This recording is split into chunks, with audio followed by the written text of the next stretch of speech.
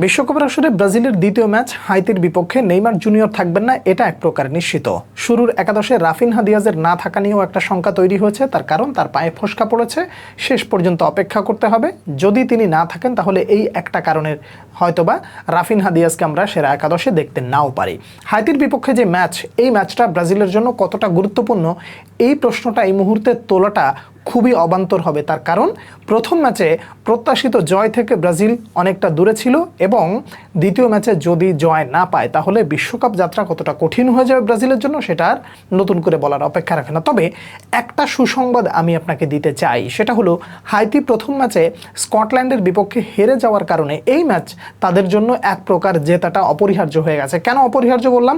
এই ম্যাচ যদি হেরে যায় তাহলে তাদের ঝুলিটা একেবারেই জিরো হয়ে যায়, বিশ্বকাপের আসরটা অনিশ্চিত হয়ে যাওয়ার সমূহ সম্ভাবনা রয়েছে। কেননা এরপরের ম্যাচ আবার মরক্কোর বিপক্ষে। তার মানে বোঝা গেল হাইতি ব্রাজিলের বিপক্ষে বাস পার্কিং করে খেলার যে একটা প্রবণতা ছোট ছোট দলের মধ্যে দেখা যাচ্ছে, সেটা অন্তত পক্ষে দেখা যাবে না। দ্যাটস মিন ওপেন ফুটবল যদি হয় ব্রাজিলের জয়ের সম্ভাবনা অনেকটা বেড়ে যাবে এই দৃষ্টিকোণ থেকে। তার কারণ প্রথম ম্যাচ জয়হীন, পরের ম্যাচ ব্রাজিলের জন্য অনেকটা জিততে হবে, এটাই এক প্রকার অপরিহার্য ইস্যু।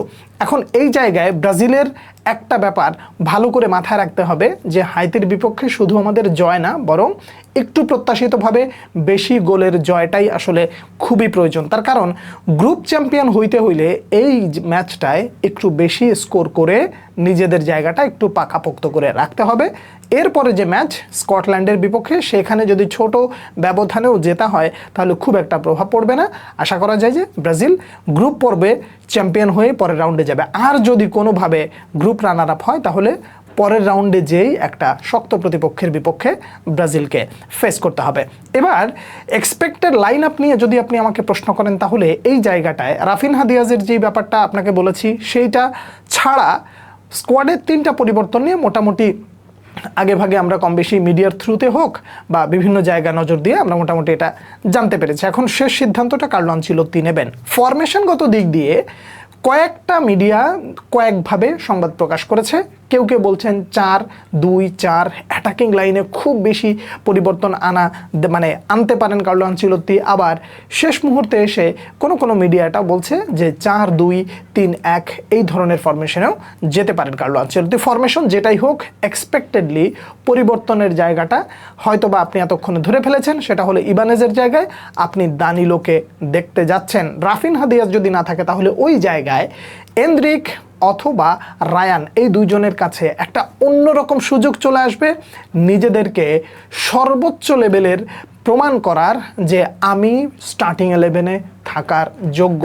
এটা যদি চলে আসে তাহলে যে কোনো একজনকে আপনি অন্ততপক্ষে দেখতে পাচ্ছেন। এখন এন্দ্রিককে চান নাকি রায়ানকে চান, এই বিবেচনাটা আপনার উপরে ছেড়ে দিলাম। আপনি কেন এন্দ্রিককে চান বা কেন রায়ানকে চান আপনি বিস্তারিত লিখতে পারেন। ফরওয়ার্ড লাইনে যে পরিবর্তনটা, এটা আসলে প্রত্যাশিত। প্রথম ম্যাচে আপনার ইগোর থিয়াগোর কাছ থেকে যে ধরনের পারফরমেন্স ব্রাজিল ভক্তরা আশা করেছিল সেটা না পাওয়ার কারণে ধরে নেওয়া যাচ্ছে যে এই ম্যাচে ম্যাথুস কুনহা স্টার্ট করতে পারেন। যদি করেন তাহলে অন্যরকম একটা মিশেল আমরা দেখতে পাবো।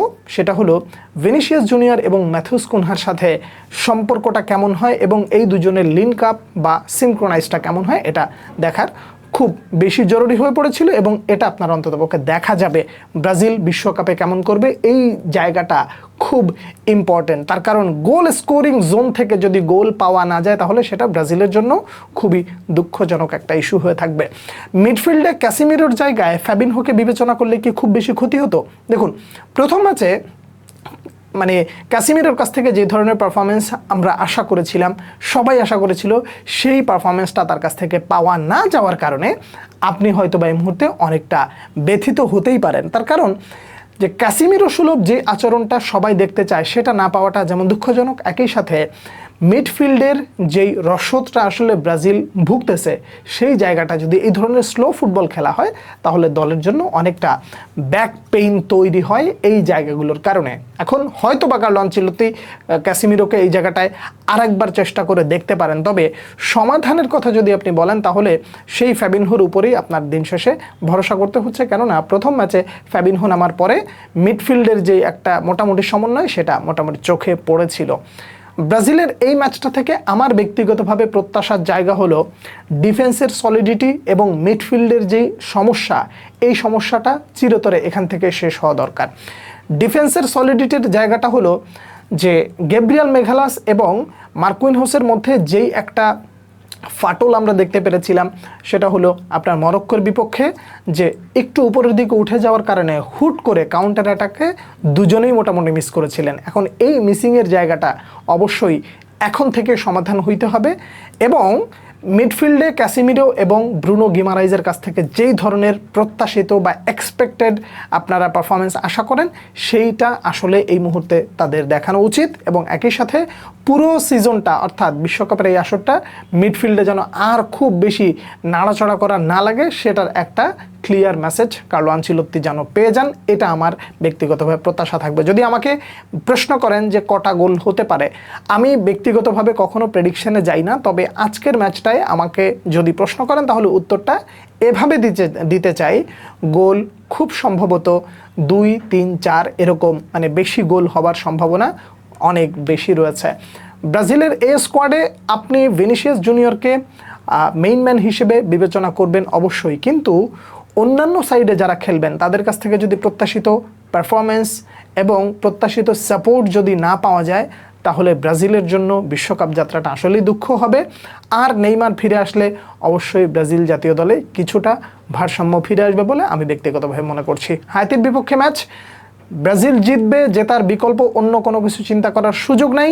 আপনারা এই ম্যাচ নিয়ে আপনাদের প্রত্যাশা, মানে প্রেডিকশন, একই সাথে কোন কোন জায়গায় কী কী পরিবর্তন হতে পারে বলে আপনারা মনে করেন জানাবেন। পরবর্তী ভিডিওতে দেখা হচ্ছে আবারও, সে পর্যন্ত অনেক অনেক ভালো থাকবেন। আল্লাহ হাফেজ।